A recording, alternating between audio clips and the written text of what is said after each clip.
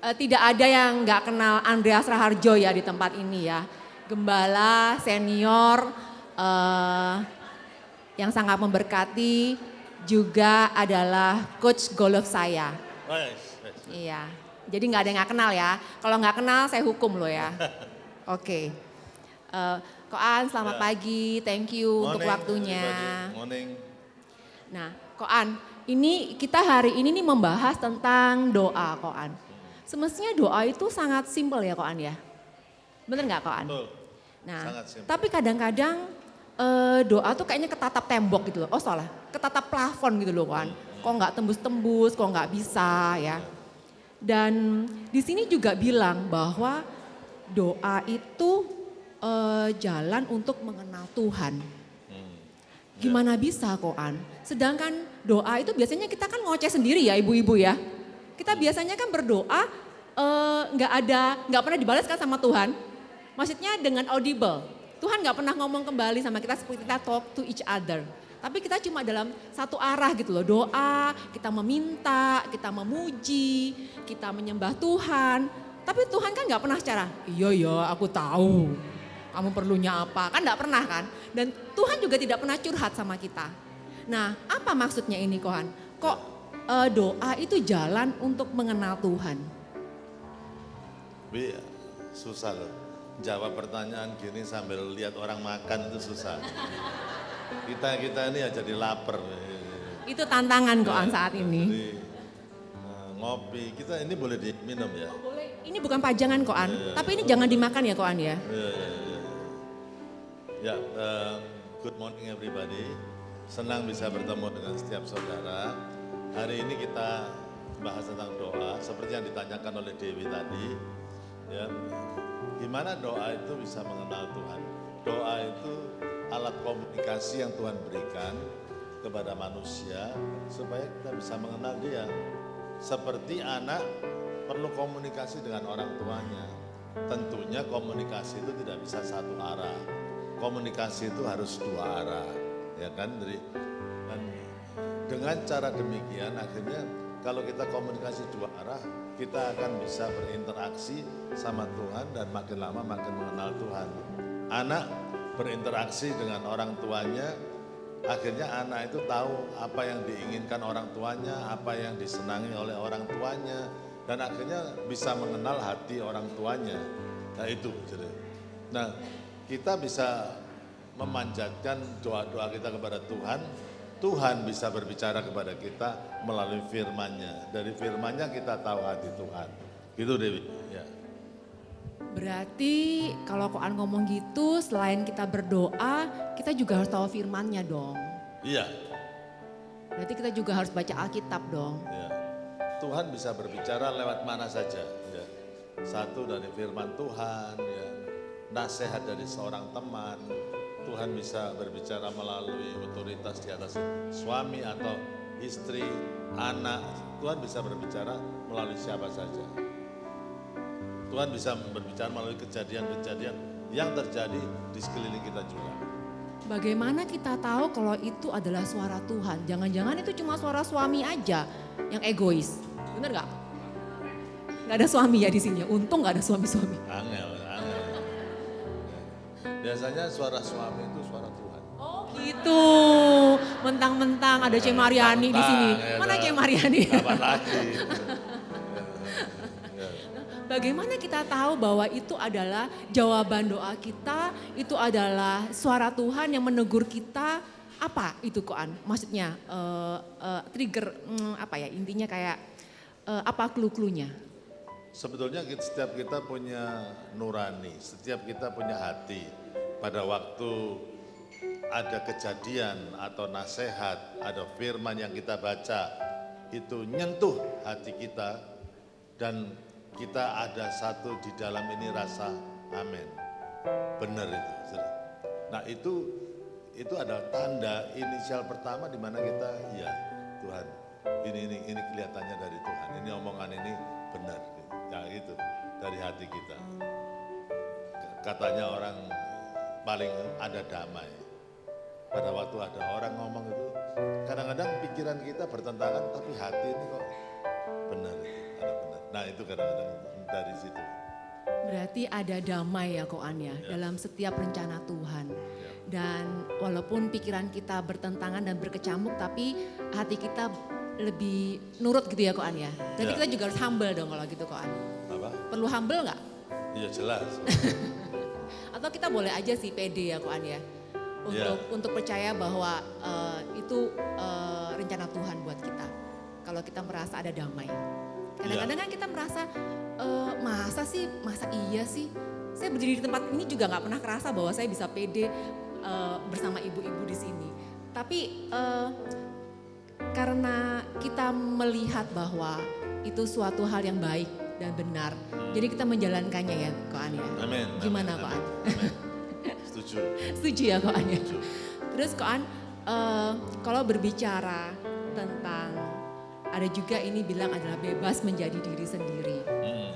Nah, kalau sebagai gembala senior yang sudah berpuluh-puluh tahun menggembalakan, bagaimana cara Koan menjadi diri sendiri di hadapan Tuhan? Berdoa, dalam doa. Ya, tiap orang itu punya temperamen sendiri-sendiri. Dan banyak orang itu ingin mengkopi doanya orang lain. Doanya kok bagus bahasanya, tetapi kita dipanggil untuk memiliki doa yang didesain untuk diri kita sendiri. Beda, saudara. Doanya istri saya, Mariani, tidak mungkin diikuti sama doanya Dewi, ya kan? Kalau istri saya kan halus. Ya. Berarti Dewi apa Koan? Ya, Maksudnya ibu-ibu ini yang apa? lain sudah tahu semuanya ya. Enggak ada yang tahu. Ada Koan yang merusak bedanya, image saya loh. ada bedanya orang Jawa Tengah sama orang Madura kan ada bedanya. Ya Saya kan? bukan orang Madura Koan. Ya, enggak, aku ini perumpamaan aja. Enggak bisa, perumpamaan itu harus similar Koan, enggak boleh Nah. kayak gitu. Ya itu istri saya enggak pernah ngengel kayak gini. Enggak pernah itu. Banyak Kalau saksinya. gitu saya turun aja dari sini, ganti. Ya, doa itu adalah hal yang very personal dengan kita. Kita bisa membuat doa itu menjadi personal, sangat personal. Kita bisa menyampaikan apa yang ada dalam hati kita dengan gaya kita yang beda dengan orang lain. Gitu. Berarti kita harus menyesuaikan doa itu dengan diri kita sendiri ya, Koan ya. Iya, ya, kita harus menjadi diri kita sendiri. Tanpa harus melihat Ya. orang lain itu bagaimana, tapi actually diri kita sendiri yang dilihat sama Tuhan ya. Betul, ya, betul. Saya tanya sekarang, Koan tuh belum menjawab pertanyaan saya. Kalau Koan sendiri tuh gimana menjadi diri sendiri di hadapan Tuhan itu? Lah aku ya gini ini. Saya juga punya kepribadian, saudara. Dan kayak misalkan tadi pagi pada waktu jalan ke sini, saya juga ngomong dalam hati saya, Tuhan, I love you Lord, I really love you. Dan itu sepanjang jalan itu saya ngomong, aku kalau salah diingatkan Tuhan, jangan diselentik Tuhan. Sakit kalau diselentik. Ternyata pendeta juga bisa diselentik sama Tuhan loh saudara-saudara. Iya. Jadi kalau kita diselentik itu wajar. Enggak, bukan gitu. Aku cuma bilang jangan diselentik, tapi jarang diselentik. Nah, ya. Kamu pernah diselentik ya? Sering. Ya gitu. Cuman ngomong gitu aja. Very personal itu. Ya. Ngomong diselentik nih Koan ya. Diselentik itu dengan seperti hukuman ya, teguran. Ya bisa dibilang gitu ya Koan ya. Bisa. Nah apakah kadang-kadang jika doa kita tidak jawab atau ada sesuatu hal yang terjadi di luar dugaan kita, di luar doa-doa kita, apakah itu yang namanya selentikan atau hukuman dari Tuhan? Doa itu begini ya. Doa itu ada 3 kemungkinan kalau kita berdoa. 1, dijawab Tuhan ya. Yang kedua dijawab Tuhan tidak. Dan yang ketiga dijawab Tuhan tunggu. Wait. Gitu. Jadi 3 ini selalu 3 ini ya. Tetapi jika Tuhan izinkan ada satu kejadian atau apapun yang terjadi, yang pertama kita harus sadar bahwa di dalam hati Tuhan itu tidak ada yang jahat. Tidak ada yang jahat. maksud dari Tuhan pasti ada sesuatu yang baik. Jadi kalau ada sesuatu yang mungkin kelihatannya tidak baik, itu terjadi dalam kehidupan kita, kita harus yakin bahwa di balik semua ini itu Tuhan izinkan untuk mendatangkan kebaikan bagi kita. Nggak tahu Tuhan itu mau mengubah arah hidup kita atau mengubah yang lain. Ya itu kira-kira gitu. Ya, jadi pasti ada sesuatu yang Tuhan izinkan. Ya. Dan Koan, kita juga cerita tentang pengalaman Koan sendiri untuk dalam hal berdoa. Apakah Koan pernah berdoa dan jawabannya tidak dijawab sama Tuhan? Dan apa yang Koan lakukan? Ya kalau doa tidak dijawab itu sering. Saya juga berdoa supaya Dewi itu lebih halus, lebih tidak dijawab sama Tuhan. Apa yang saya harus lakukan? Saya belajar sabar dan menerima dia apa adanya. Itu salah satunya loh ya. Itu, Kok saya lagi Koan? Nah, loh, siapa lagi Saya itu padahal tuh nggak bersalah loh ya. Enggak, itu Saya bukan cuma salah. iseng aja loh padahal. Enggak salah, kamu enggak salah kok. Iya. Ini contoh ya kan. Ya, jadi ya. Kadang-kadang kita berdoa untuk supaya istri kita berubah. Kita berdoa supaya suami kita berubah, ya kan? Jadi, tapi tidak terjadi, tidak berubah, sudah tidak berubah. Nah, kalau tidak berubah, ya mungkin Tuhan ingin kita yang berubah. Kita bisa lebih sabar, ya. Itu ya. Itu jadi kira-kira begitu. Jadi gitu ya. Iya. Jadi mendoakan istri juga belum berubah ya? Ya, itu sulit. Sulit ya? Sulit. Mungkin Koan yang harus berubah. Iya. Oh gitu ya. Saya berubah banyak, masa enggak Cek kelihatan. Mariani, yeay. Apakah pada saat kita belum menemukan jawaban itu, belum menerima jawaban itu, apakah kita kekeh untuk terus mendoakan hal yang sama supaya itu terjadi? Apakah kita cuma menerima aja? Ya sudah, nggak berubah, ya gimana lagi? Tuhan menginginkan itu. Ataukah kita harus mendobrak pintu itu dengan pemaksaan? Nah, pertama yang kita doakan itu untuk menyenangkan hati Tuhan atau menyenangkan hati kita. Itu ya, jadi kalau memang itu adalah sesuatu yang baik, ya, misalkan memang suami berubah karena banyak istri-istri di sini ya, mendoakan suami berubah dan tidak terwujud, ya jangan berhenti berdoa karena kita tahu bahwa it is good kalau suami kita berubah, keluarga kita berubah, relasi dalam keluarga kita berubah. Ya kan, tidak mudah, tetapi kita terus mendoakan terus, never give up. Tapi kita percaya satu kali doa kita itu akan dijawab, pasti. Ya. Ada hal-hal yang kadang-kadang kita doa dan tidak terjadi, tetapi hati kita diarahkan Tuhan kepada yang lain. Nah itu bisa juga. Itu. Jadi kita berhenti untuk mendoakan satu topik dan akhirnya kita mendoakan topik yang lain. Gitu. Ya, itu kira-kiranya begitu. Ada orang yang berdoa supaya bisa keluar negeri, tapi tidak bisa keluar negeri. Tapi di tengah jalan ada orang yang ke Batu Malang aja tidak bisa. Dia udah nabung nih, tapi belum sampai lah tabungannya untuk pergi ke luar negeri. Begitu dia lihat itu, dia sisihkan uang tabungannya untuk temannya itu bisa berlibur ke kota Batu Malang. Nah itu bisa gitu. Ya, bukan berarti dia punya impian, boleh serahkanlah sama Tuhan. In His time He make all things beautiful. Tetapi dalam perjalanan hidup ini ada tikungan-tikungan di mana Tuhan itu bisa mengarahkan kita untuk memberkati orang lain. Nah pada waktu kita memberkati orang lain, nah itu biasanya apa yang kita tabur kita tuai, kita pun akan diberkati oleh Tuhan. Nah itu pelajaran-pelajaran yang itu seringkali terjadi dalam hidup kita. Ya. Berarti kita kembalikan lagi kepada motivasi kita berdoa itu untuk apa ya Koan ya? Ya, Apakah betul. untuk diri kita sendiri, Ya. ataukah untuk kemuliaan Tuhan? Nah Ya. di sini ada Koan, biarlah doa kita lahir dari hati kita. Apa itu maksudnya Koan? Ya, kita ini punya kepribadian. Biarlah doa kita itu lahir dari apa yang berada dalam hati kita, dari pemikiran kita, dari perasaan kita, dan mungkin orang lain tidak mengerti apa yang kita rasakan, tidak mengerti apa yang kita pikirkan. Dan misalkan kalau kita diolok orang atau ada kata-kata yang tidak enak dan kita tentunya sakit hati, kita boleh mengatakan kepada Tuhan, Tuhan it hurts, it really hurts. Apa yang terjadi pada hari ini sangat sangat menyakitkan hati saya.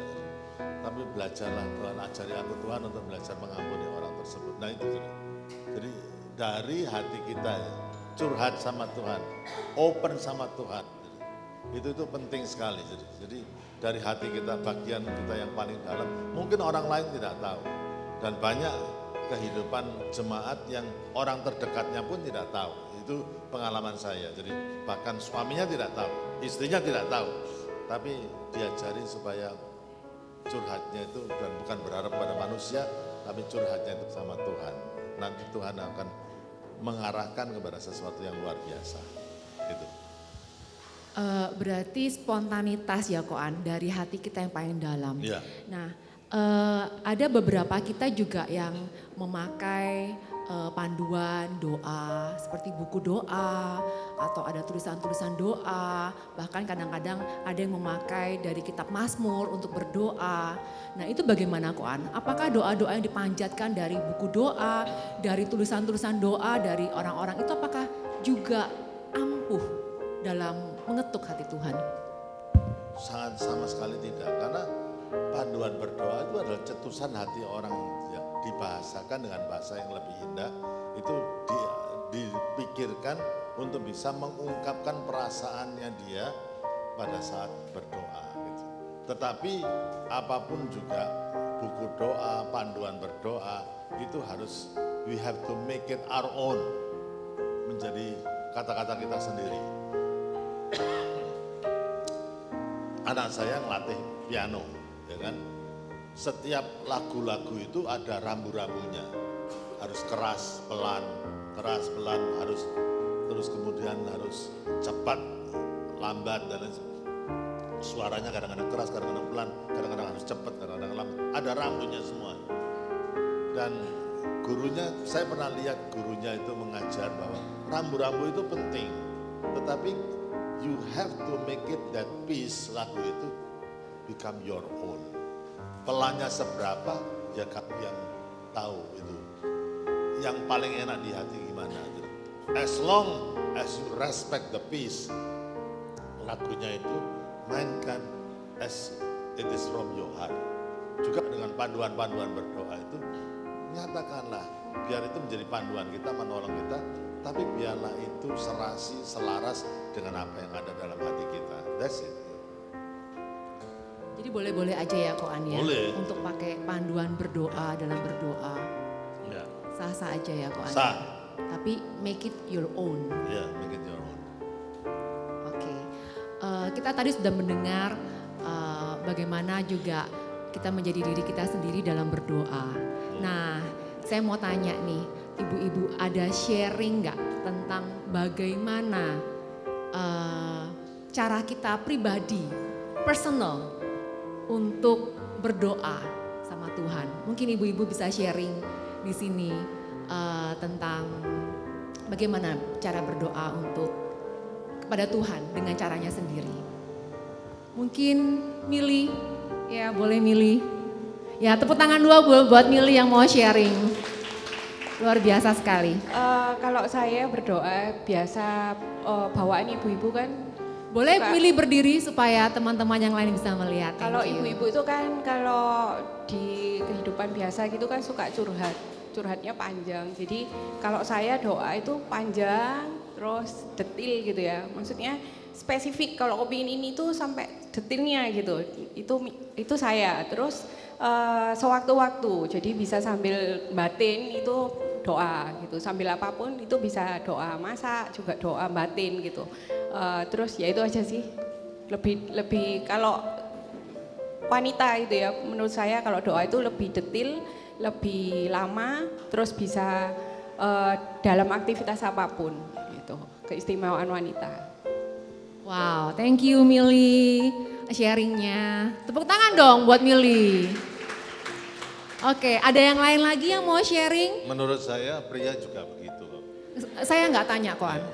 Kita Saya- tanya di sini wanita-wanita ya. Saya enggak, saya memberi komentar. Oh ya nggak apa-apa. Pria juga begitu, sama saja. Kalau wanita-wanita Ada pria yang lain, detail.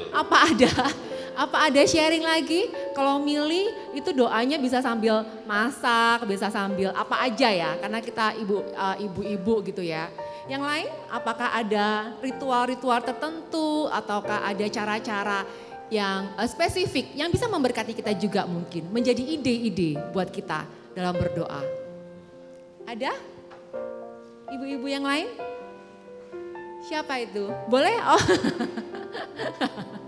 Kak Armita mungkin. Iya. Oh boleh Lili kasih Kak Armita itu mau sharing sedikit. Tepuk tangan buat Kak Armita. Boleh berdiri Kak Armita. Ya,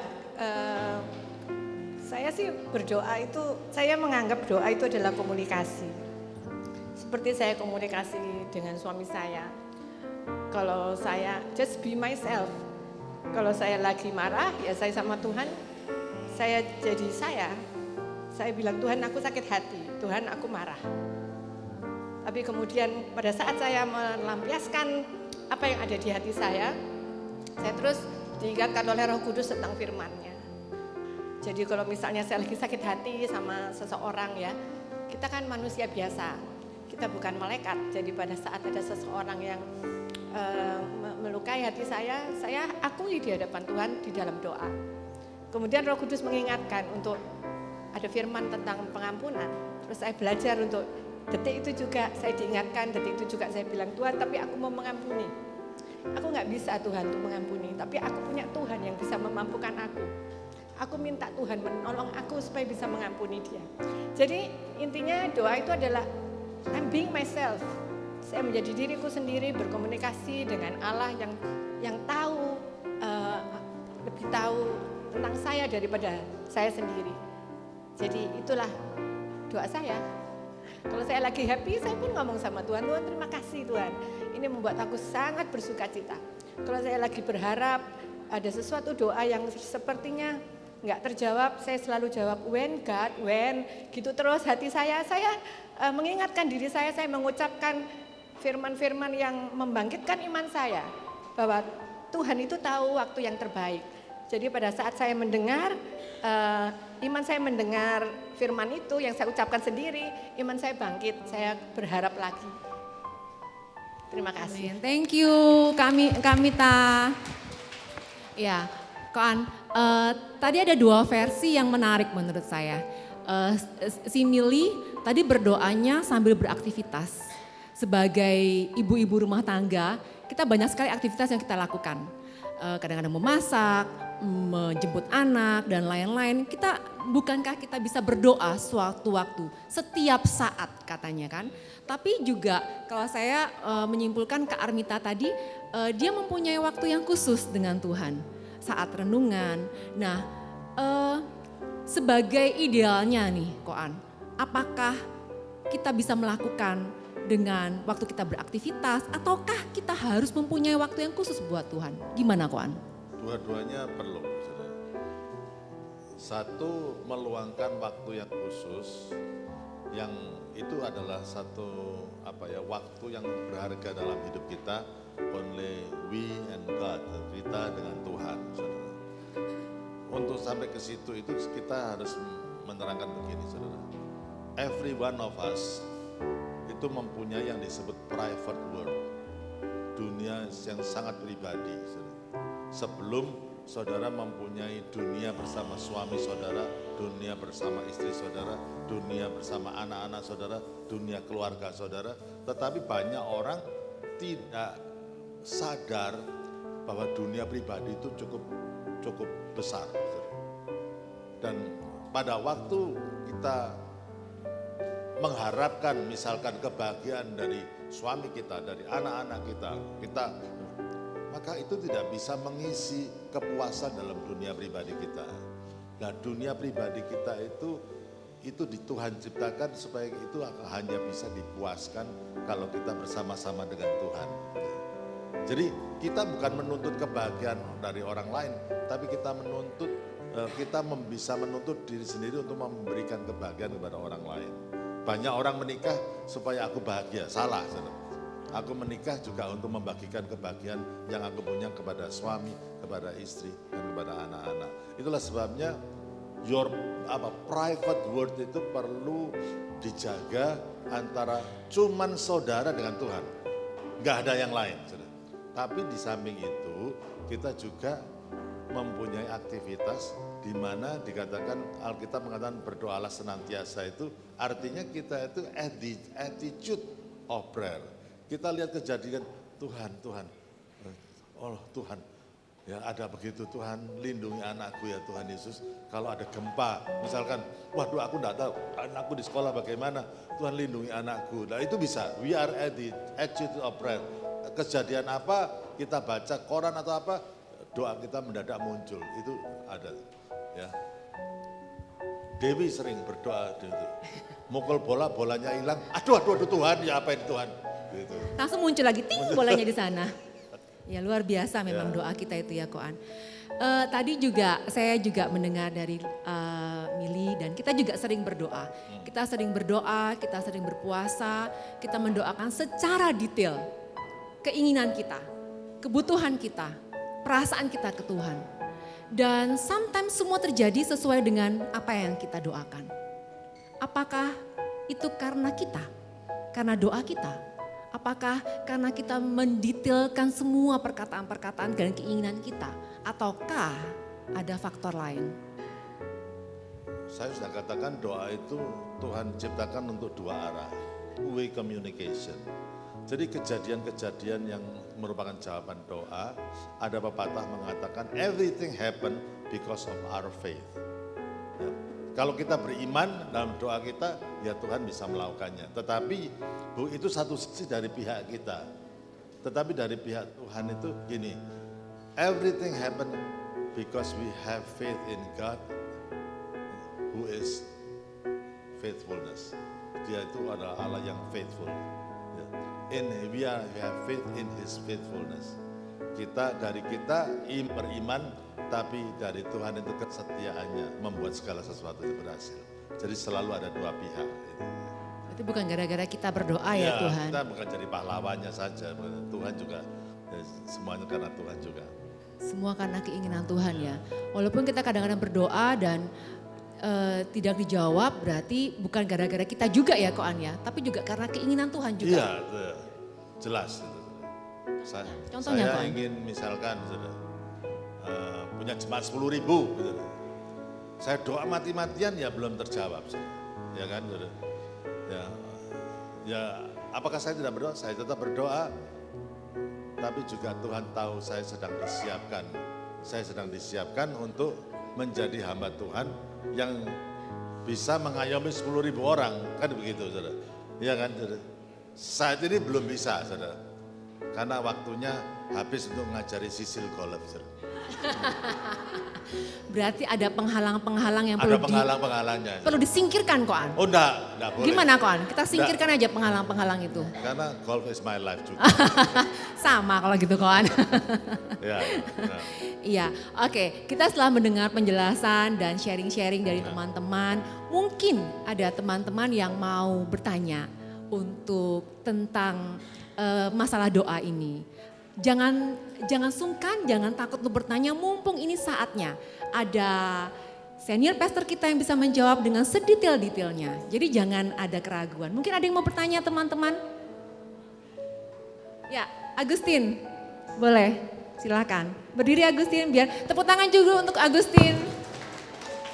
Selamat pagi Koan. Saya ingin tanya, apakah ada rumus atau pedoman agar tingkat keberhasilan doa kita dijawab sama Tuhan tuh meningkat? Nah lo, rumus Koan. Ini matematika ternyata Koan. Atau fisika. Gimana Koan? Thank you Agustin. Tepuk tangan buat Agustin. Sejauh yang saya tahu, ada ilustrasi yang sangat bagus ya antara anak kecil dengan mamanya. Pertama kali dia pasti minta apa saja. Dan banyak yang tidak dituruti. Gitu. Makin lama dia semakin mengenal hati mamanya, kalau dimintain permen sekali boleh dikasih. Tapi lama-lama tidak dikasih sama mamanya karena ada reasonnya. Reasonnya karena supaya giginya nggak berlubang. Lama-lama dia tahu hatinya mamanya. Sekali-sekali boleh makan permen, tetapi jangan terus-terusan. Jadi artinya akhirnya semakin kita dewasa rohani, semakin kita tahu hati Tuhan dan kita meminta sesuai dengan kehendaknya. Nah itu rumusnya. Semakin kita bisa menyelaraskan doa kita dengan apa yang Tuhan kehendaki, semakin efektif doa kita. Dan kalau ada anak mah, aku kepingin les bahasa Inggris, aku kepingin bisa fasih berbahasa Inggris, dan aku mau belajar. Nah, tidak ada orang tua yang, enggak usah, enggak penting itu. Nah, itu kan, kalau dia itu mau mengembangkan dirinya, saudara, ya akan baik kan begitu itu dinilai baik sama mamanya dengan segenap hati akan mengirim anak itu ke CEC. Nah, belajar bahasa Inggris. Yeay, iklan loh ini. Ya, tahu, ya. Gitu. Jadi itu ya. Jadi rumusnya sih, the more we know his heart, the more effective our prayer is. Gitu ya. Oke, berarti kita kembali lagi. Kita mengenal Tuhan melalui apa? Again, melalui doa dan firman-Nya. Wow, thank you Koan. Ada lagi? Oke, Lili ya boleh. Ayo. Ini temannya si Isi tadi. Iya, C. Yulia ya. Iya. Boleh berdiri C. Yulia. Thank you, tepuk tangan buat C. Yulia. Pagi Koan, pagi Iya, Dewi. iya. Sampai bingung di depannya Koan mau nanya apa. Enggak, Koan mau nanya, kalau doa itu perlu diulang-ulang atau satu kali saja sudah cukup? Kalau misalnya sampai belum dijawab diulang, doa yang sama kok sepertinya redundant gitu ya. Ya. Gimana? Gini, kadang-kadang Tuhan itu memberikan beban dalam hati kita untuk kita doakan. Ya. Dan pada waktu kita mendoakan pertama kali, saudara, ya, kadang-kadang tidak perlu diulang-ulang karena Tuhan tahu kebutuhan kita. Tapi pada prakteknya seringkali kita berulang, kita Tuhan, aku berdoa untuk anakku. Nah, semakin pada waktu kita mengulang, bukan berarti supaya mengingatkan Tuhan karena Tuhan tahu, tapi semakin doa itu semakin serius. Hati kita curahkan kepada dalam doa kita. Itu penting, saudara. Kita makin lama makin bisa mengucapkannya dengan sungguh-sungguh dan kesungguhan itulah yang Tuhan cari. Sampai intensitas doa itu, misalkan di Alkitab ngomong Bartimius, Yesus anak Daud kasihanilah aku. Yesusnya nyelonong aja. Ya, tapi dia bilang, Yesus anak Daud kasihanilah aku. Nyelonong terus. Sampai akhirnya dia ulangi yang ketiga, Yesus anak Daud. Nah, intensitasnya itu naik itu. Dan Tuhan tersentuh dengan intensitas itu dan dalam waktunya Tuhan akan menjawab. Jadi pengulangan itu bukan hanya cuma sekedar repetition, tapi pengulangan itu untuk membuat gairah doa, semangat berdoa dalam diri kita. Itu kalau kita ngomong Tuhan, aku berdoa untuk anakku Kevin, dia motoriknya jelek, Tuhan tolong Tuhan, tolong dia. Kalau cuman begitu aja, stop, enggak jadi apa-apa. Tuhan please, dia ini berkebutuhan, dalam motornya sudah jelek. Kasih kami hikmat, apa yang harus kami lakukan. Bukan hanya cuma itu, Tuhan, akhirnya saya dan Mariani memutuskan tunggu sampai Kevin tidur, kita berlutut di sebelah ranjangnya Kevin. Kita berdoa, Tuhan, ini anakmu Tuhan, kasih aku kesabaran, kasih kami kesabaran, kasih kami hikmat. Maksudnya anak apa? Kok diberikan kelemahan seperti ini? Apa maksudmu Tuhan? Dan bagaimana kita bisa mensupport? Makin lama makin didoakan terus, makin akhirnya jadi ada sesuatu yang berkembang dalam diri kami juga sebagai orang tua untuk fight with him. Doa itu menjadi sesuatu yang luar biasa. Aku tidak akan menyerah karena anakku begini. I will stand by his side untuk support him. Ya, gitu-gitu. Itu Yulia ya. Jadi not only repetition tapi juga untuk meningkatkan intensitasnya. Ya. Thank you Koan. Amin. Berarti walaupun Tuhan tahu apa yang kita perlukan, Ya. tapi bagian kita adalah untuk mencurahkan hati kepada Ya. Tuhan, untuk melakukan bagian kita untuk meminta ya Koan ya. Ya. Dan Tuhan pasti akan mengabulkan dengan Ada orang yang istri, suaminya belum bertobat, akhirnya doakan. Didoakan 1 minggu ketemu saya lagi, gimana sudah didoakan belum? Sudah didoakan, tapi tambah jahat. Mungkin suami saya itu sudah ditakdirkan masuk neraka. Loh, baru doakan 1 minggu. Ya, gitu loh, jadi nah itu doa kayak gitu nembus plafon aja enggak. Saudara. Tapi didoakan dengan makin lama Tuhan akan mendengar. Ya.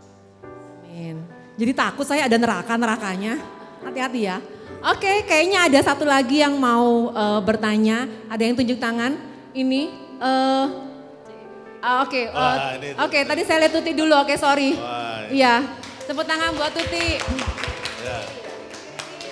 Ya. Ini juga murid kalau saya. Ya gini kok An, kadang itu jadi pertanyaan buat saya ya. Ya. Saya sama anak setiap malam doain suami supaya Ya. kembali ke Tuhan, gitu-gitu Ya. terus toh. Sudah hampir 3 tahun inilah, hampir 3 tahun lebih gitu loh. Tapi suatu saat anak saya tuh ngomong sama saya, Mami, kita ini doa terus tapi Dedi gak getting better loh, getting worse loh. Malah kemarin tuh Brooklyn dibilangin gini, kamu ke gereja itu mau jadi apa? Mau jadi anaknya Tuhan? Anak saya udah mulai terang-terangan semua kan sekarang gitu loh. Iya Dad gitu. Kalau gitu kamu gak usah ke Jepang, gak usah kuliah di Jepang. Berdoa aja sama Tuhan, biar sukses hidupmu nanti. Gitu loh. Terus dia tuh ngomong, tapi Dedi tuh tambah kayak gitu loh Mam, gitu loh. Kenapa ya gitu loh, kok Tuhan itu gak mau merubahkan dia. Sudah 3 tahun lamanya, setiap malam itu kita doa itu sama. Sampai saya tuh merasa, waktu anak saya kayak gitu, saya gini, nak ojo tanya Mami di hati ya, tapi ya. Kalau di luarnya kan saya berusaha ya, kan Tuhan punya rencananya yang Ya, baik. Di ya. hati itu saya ini, Mami dewe bingung ngapa iki kok kayak gini gitu loh. Kadang-kadang kan gitu ya. Jadi kadang saya tuh bingung ngajak anak itu untuk lebih beriman, mengenal Tuhan. Tapi kenyataannya tuh kok sekarang doa saya ganti. Tuhan kasih kita kesempatan untuk bisa melihat apapun yang terjadi di dunia ini sesuai dengan sudut pandangmu melihat. Bukan sesuai dengan sudut pandang kita itu melihat gitu loh. Jadi supaya anak saya tuh ngerti, oh ya ini kan sudut pandangku ya. Maksud saya tuh seperti itu gitu loh. Ya kayak gitu-gitu loh Koan. Ini gak seminggu Koan, udah Ya, tahunan. Ya, thank you. Ya, ada satu cerita ya Tuti ya. Ada satu ibu namanya Ibu Monica. Dia mendoakan anaknya ini mursal. Wah anaknya nggak karu-karuan. Teman-temannya ngomong, loh anakmu sudah gede, ngapain didoakan terus? Semakin didoakan, semakin mursal. Semakin didoakan, akhirnya dia kumpul kebo. Sampai pada satu titik bahwa you are not responsible gitu, untuk anakmu, karena dia sudah gede. Gitu. Ngapain mesti didoakan? Ibu itu ngomong, a son of many prayers never get lost. Itu kata-kata yang mendunia sekarang. A son of many prayers never get lost. Didoakan terus, A son of many prayers, never lost. never get lost. Ya. Never get lost. Terus satu saat dalam keadaan kumpul kebo mendadak nggak tahu gimana dia bertobat, nggak ada yang nginjilin. Bertobat, bukan hanya bertobat, dia melayani Tuhan. Siapakah anaknya? Santo Agustinus. Jadi Santo, dia melayani Tuhan seumur hidupnya. A son of many prayers, never get lost. Nah itu, jadi aku percaya ya itu ya, Tuhan itu menjawab doa. Itu, never give up, diteruskan. Lama-lama dia akan kerasa kok. Ada suami yang didoakan sama suami yang tidak didoakan itu ada bedanya. Benar ada bedanya. Karena tangan Tuhan itu ada di situ. Tapi nanti waktunya, gitu ya. Amin, haleluya. Amin. Mujizat akan terjadi. Amin. Mungkin saya bisa tambahkan Tuti, kenalkan sama Koan, bukan cuma sama Tuhan. Mungkin itu jawabannya. Oke, thank you Koan, thank you Tuti. Oke, kita ada satu pertanyaan lagi, boleh ya? Oke, Sis Fania ya? Oke, tepuk tangan buat Sis Fania. Iya, saya mau nanya, kalau misalnya anak-anak kecil itu paling bagusnya diajarin doa bagaimana supaya mereka itu kayak nggak bosen, terus supaya mereka juga mengenal doa itu untuk membimbing mereka gitu dalam kehidupan mereka. Anak Ya. kecil yang masih di bawah 10 tahun gitu kira-kira. Ya. Jangan meremehkan anak kecil, ya. Jangan meremehkan anak kecil. Kalau kita ngajarin doa anak itu, satu ya kita ajarin, tetapi ajaklah dia tolong doakan mama. Nah itu, dikasih beban doa supaya mendoakan orang tuanya, itu nggak masalah. Jadi kita bukan hanya orang tua yang tidak pernah berbuat salah yang sempurna sehingga aku ngajari kamu berdoa dan lain sebagainya. Enggak, itu. Tapi juga doakan mama hari-hari ini sedikit lah, jangan semuanya masalah ditumpahkan. Mereka belum kuat lah ya. Jadi, tapi dikasih beban sedikit dan mereka bisa akhirnya timbul dan situasi atau suasana itu membuat anak itu aware bahwa mungkin ada masalah dalam keluarga, mungkin ada masalah yang dihadapi papa mamanya, dan mendadak itu menjadi satu trigger anak itu bisa berdoa secara luar biasa. Saya sakit, kena heart attack. Ya ini lihatnya juga, saya panggil Kevin, anak saya yang pertama, Vin, tolong doakan papa supaya dan dia berdoa itu sampai yang didoakan kepingin nangis. Tuhan berdoa untuk papa, kami masih membutuhkan papa, kami masih kecil-kecil. Dan doa panjang doanya sampai waduh, jangan panjang-panjang, nanti aku bisa nangis ini gitu, ya kan? Ya, dan doa itu menjadi sesuatu yang luar biasa. Saya panggil anak saya yang kedua, Karina, doakan papa kena serangan jantung. Kalau anak saya yang kedua lain, sudah tak bilangi, enggak usah makan banyak, masih makan banyak, enggak usah, ditinggal. Nah itu, ada yang gitu. Tapi anak saya yang kedua pun dia berdoa selalu luar biasa. Tapi ya minta lah, kasih beban sedikit, tapi jangan banyak, enggak kuat mereka. Gitu. Tapi ya itu paling bagus untuk melatih. Oke. Kalau gitu orang kalau dikasih beban itu ada keinginan buat berdoa ya Koan ya. Betul. Kalau gitu saya minta Koan doakan Koan. Iya. Ya, supaya golf saya tambah bagus Koan. Oke. Mana? Andreas mana?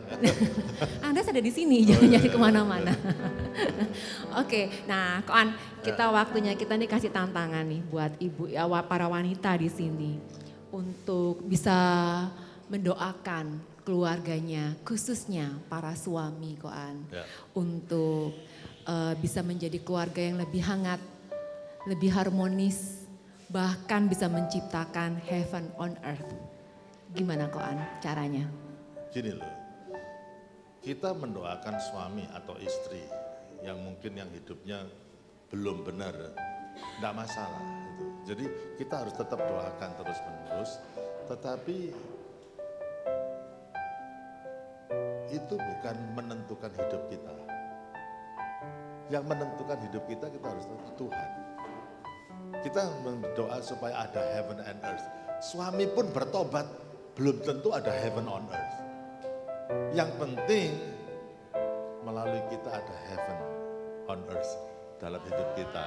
Gitu loh. Dan biarlah suami kita merasakan setiap kali kita hadir dalam rumah tangga itu ada sesuatu yang berbeda. Gitu loh. Jadi itu yang lebih penting, betul nggak? Daripada kita tapi tetap kita mendoakan suami kita, jangan kita karena itu yang Tuhan kehendaki. Kita mendoakan istri kita, ya, suami mendoakan istri mendoakan suami, terus doakan dan kalau Tuhan jawab ya luar biasa. Tetapi sementara itu biarlah hidup kita dirubah sehingga akhirnya mempermudah suami kita tuh lihat hidup kita dan berubah, mempermudah dia untuk datang kepada Tuhan.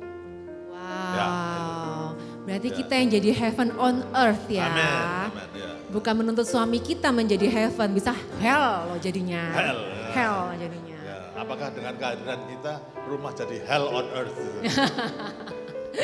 Nah, untuk bicara tentang keharmonisan rumah tangga, kita di sini juga ada acara bersama couple-couple. Nah, ini tantangan buat para istri dalam berdoa dan beriman nih untuk bisa ajak suaminya untuk ikut di acara kita Love Never Fail yang diadakan tanggal 11 nanti Sabtu ini. Jadi Sabtu kan harinya mestinya hari Family Day ya. Kita ajak suami kita untuk ikut acara ini bersama-sama. Ini adalah tantangan doa dan iman kita sebagai seorang istri. Kita ada buka pendaftaran di bagian registrasi. Daftarkan segera, percaya bahwa dengan doa kita bisa mengajak suami kita untuk bertumbuh bersama. Untuk sama-sama saling mengenal apa sih yang Tuhan inginkan dalam kehidupan kita, bahkan dalam keluarga kita, dan untuk generasi kita yang akan datang. Jangan lewatkan acara ini karena acaranya sangat bagus untuk meningkatkan enrichment keluarga kita. Bukan untuk keluarga yang bermasalah, bukan untuk hubungan yang bermasalah, tapi untuk mengenrichment untuk hubungan kita dengan suami. Oke, Koan? Nah, untuk kata-kata terakhir Koan, apa yang Koan kasih tips buat ibu-ibu ini untuk kita bawa pulang dan kita terapkan dalam kehidupan kita akan datang? Ya, saya ingin bertanya kepada setiap kita, apa yang paling berharga dalam hidupmu? Mobilmu, perhiasanmu, tas Hermesmu, lo ya jam Rolexmu atau apa? Tiap orang itu punya sesuatu yang menjadi sesuatu yang berharga dalam hidupnya. Tapi menurut saya anjurkan biarlah doa itu menjadi the most valuable things in your life. Yang tidak bisa dirampas oleh siapapun juga. Dan itu menjadi your private property, itu menjadi sesuatu yang sangat pribadi, yang sangat berharga, yang biarlah itu yang menentukan kehidupan saudara. Dan saya percaya kalau itu kita buat menjadi sesuatu yang paling pribadi dan paling berharga, hidup kita akan dirubahkan Tuhan secara luar biasa melalui doa-doa kita. Saya satu kali masuk kamar anak saya dan melihat dia berdoa. Saya tutup kamar itu dan saya tidak mau ganggu itu. Dia lagi berdoa sama Tuhan yang saya sembah. Dan itu saya biarkan untuk menjadi private property-nya dia. Dan itu saya hargai. Karena saya nggak bisa menemani dia seumur hidupnya dia. Saya nggak bisa. Tetapi biarlah melalui doa itu akhirnya dia bisa berjalan beriman kepada Tuhan. Jadi pagi hari ini doa saya dan harapan saya, make prayer become the most valuable things in your life. So, kayak saudara mendapatkan bahwa pada pagi hari ini kalau aku sudah mendapatkan itu, biarlah itu menjadi jewelry yang termahal dalam hidup, karena di situ engkau ketemu Tuhanmu, di situ engkau mendapatkan kepuasan, kebahagiaan dalam doa-doa pribadi. God bless you. Amen. Thank you Kak An untuk semua sharing, semua hikmatnya hari ini Kak An. Kita seteguk kopi, seteguk firman. Thank you untuk Kopis Indonesia yang sudah support kita selama ini untuk menyiapkan kopinya. Thank you Angel. Dan teman-teman, untuk kita berdiskusi di kelompok, Asyir akan membagikan beberapa pertanyaan untuk komitmen kita. Dan nanti itu diisi, bahkan kalau ada pertanyaan boleh ditulis di situ untuk kita bahas nanti di lain kesempatan. Jadi teman-teman boleh kembali menikmati kopi dan snack-snacknya di sini dan kembali dalam diskusi. Thank you Koan. Kopinya boleh dibawa Koan.